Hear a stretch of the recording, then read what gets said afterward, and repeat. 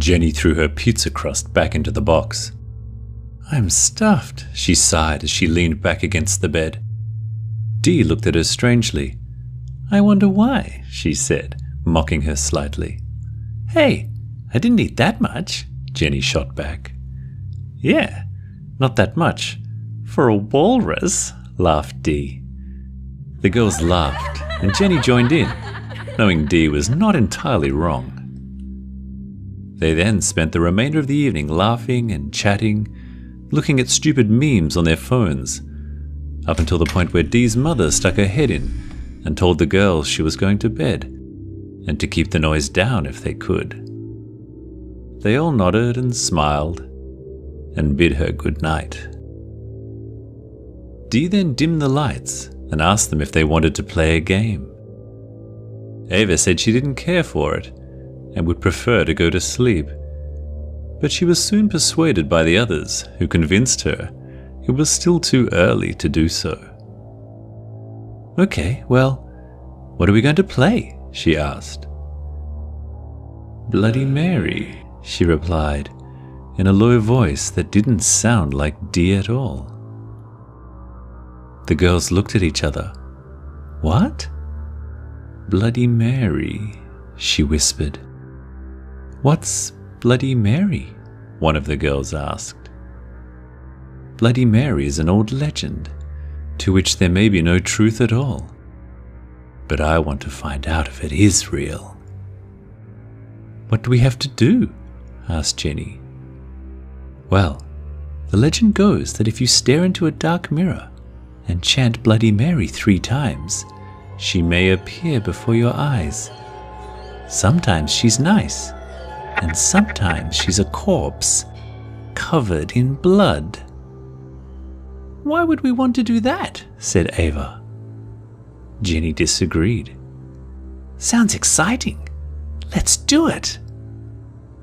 It didn't take them long to convince Ava to join in.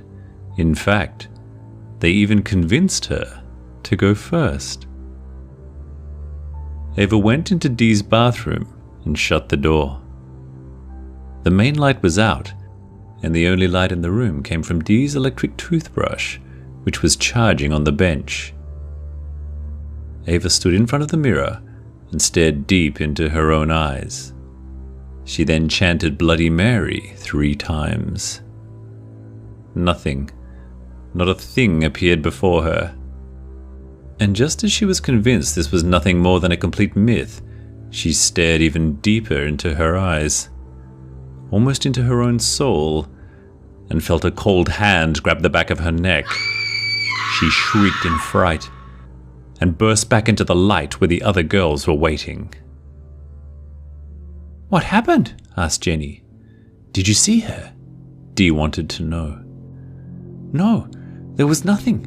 There's no truth to this." Ava was distraught.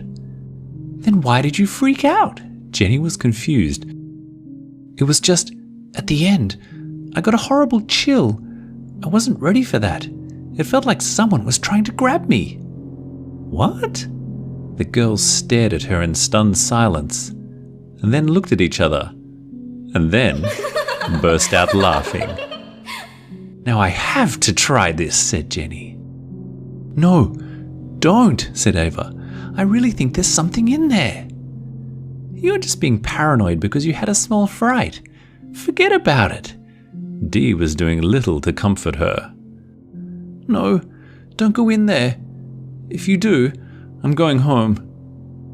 "Well, you better call your mum to come pick you up then, because I'm going in there." "Fine, I will." And she picked up her bag and phone and then left the room. "Bye-bye, you big baby. Go home crying to your mum." "I will," she shouted, and then slammed the door. The 2 remaining girls once again looked at each other and then burst out laughing. "Wow," said Dee. "Talk about overreacting. What the hell is wrong with her?" "Well, whatever's in there, it must be pretty upsetting. You better go check it out." There was another very uncomfortable silence as the 2 girls just stared at each other. It appeared their courageous display of resolve had dissipated somewhat. Jenny then stood up. "I'll do it," Jenny said with conviction. She entered the dark bathroom and closed the door, and just like Ava before her, she chanted Bloody Mary while staring deep into her own dark eyes. Nothing. She waited longer and stared deeper, and just when she was about to give up, the room went icy cold, and a girl, no older than a small child, appeared behind her, her face covered by her own black, twisted hair. Jenny tried to scream, but nothing came out. She quickly turned around to face the little girl, and there was nothing. She took a deep breath and tried to calm her heartbeat, which was painfully tightening in her chest.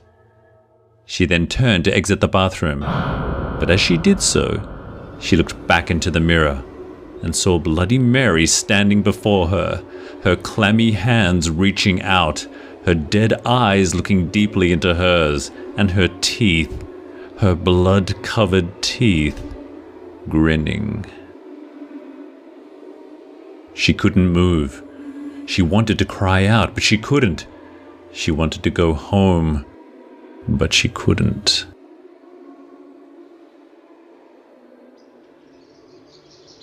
The next morning, Ava and Jenny's mothers arrived at Dee's house to pick up their daughters. Dee's mother greeted them at the door. She told them that the girls must have stayed up late and were still sleeping.